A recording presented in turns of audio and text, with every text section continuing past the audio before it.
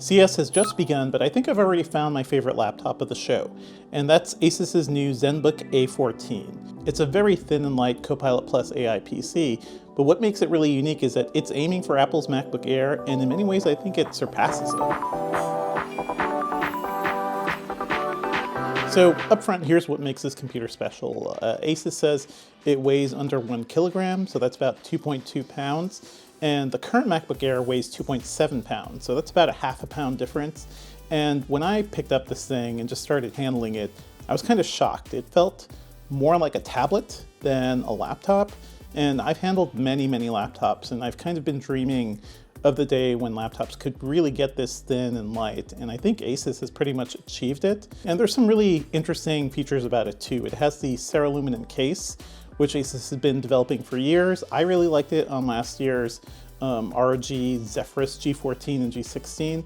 It's a material that is ceramic based, but also a bit of a metallic mixture there, and it just feels really good in your hands. It's also supposed to be very durable. Here's one thing. You would think such a light machine would be kind of tough to open up without kind of tilting over the whole machine. But ASUS says they developed this unique hinge that just can kind of pop open really easily with a single hand. And I noticed that in my hands-on demo. It has a 14-inch OLED screen, just 60 hertz right now, but still, OLED, that's pretty great. The MacBook Air does not have OLED yet, so that's another big plus right there.